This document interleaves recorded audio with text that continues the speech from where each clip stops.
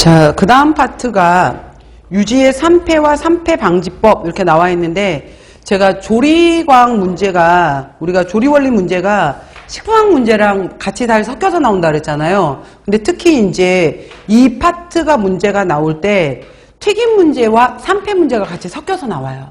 그래서 그 식품학 부분을 꼭 한번 다시 한번 이거 공부하시고 나서 보셔야 돼요.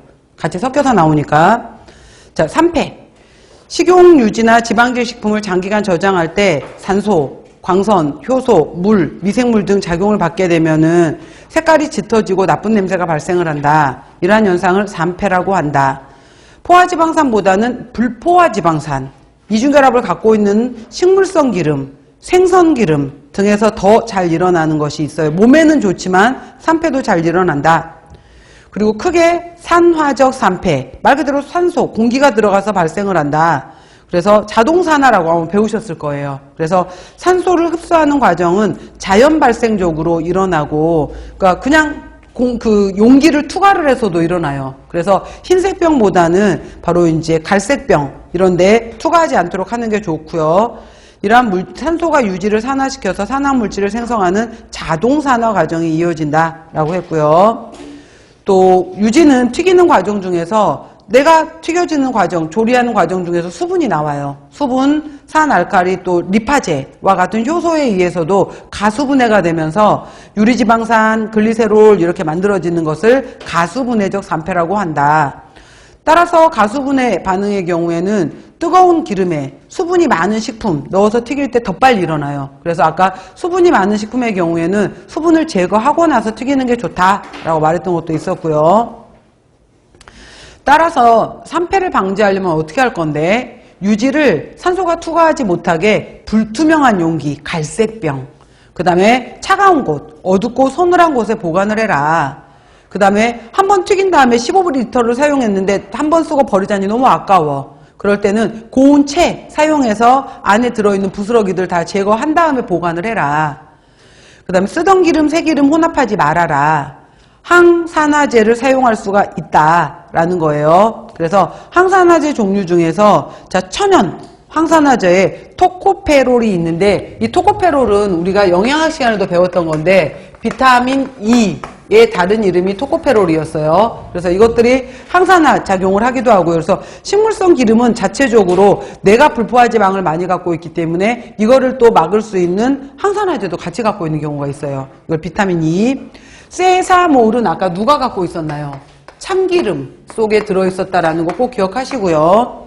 그 다음에 고시폴은 누가 갖고 있었냐면은 면실류가 갖고 있었죠. 독성분이긴 했어요. 그 다음에 카테킨은 녹차, 갈릭산이라는 것들도 있고요. 그리고 우리가 식품위생학 시간에 아마 여러분들 배우셨을 거예요. 합성 항산화제. 그래서 뷰틸레이티드 하이드록시 아니솔 BHA, 뷰틸레이티드 하이드록시 톨루엔 BHT, 프로필갈레이트, 뭐 여러 가지 EP 이런 성분들이 있다라고 했고요. 이게 뭐냐면은 우리가 이렇게 지방산이 이렇게 ROOH 이렇게 있었는데 얘가 날아가게 되면서 이렇게 이런 형태로 되는 것을 우리가 라디칼이라고 해요. 라디칼. 그래서 분리되어 버린 유리 라디칼이 되었다라고 해요. 근데 이렇게 돼버리면 라디칼들이 돼버리게 되면은 바로 산화가 되면서 수소를 잃어버리게 되면서 라디칼이 되면은 얘네들이 다른 지방에 있는 것들도 계속 불안정하게 만들어요. 그렇게 되면은 여기에다가 예를 들어서 AH에 해당이 되는 물질이 내가 수소 줄게, 내 거 떨어뜨려 주고 얘가 자기가 이렇게 되면서 수소를 주면서 다시 얘네들을 처음처럼 ROOH, RH로 만들어주면서 다시 안정화를 시켜줘요. 얘네들을. 이렇게 내가 수소 물질을 주면서, 그러니까 A라는 것은 가상의 물질인 거고 수소를 내놓으면서 얘네들을 처음처럼 다시 안정화시키는 물질을 우리가 항산화제라고 해요.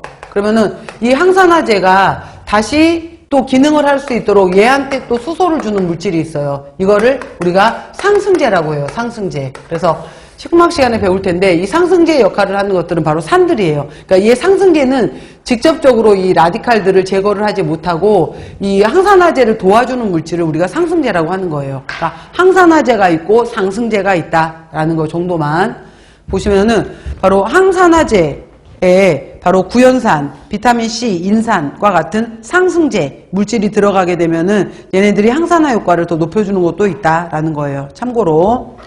자, 산가. 우리가 지방이 많이 산패가 될수록 유리지방산이 많아져요. 이 유리지방산의 정도를 보는 것을 산가라고 해요. 그래서 이게 많아졌다라고 하게 되면은 기름이 오래되었구나라는 거예요. 자, 요오드가라는 것이 있는데 요오드는 불포화 지방산이 많은 곳에 들어가요. 근데 우리가 산패가 많이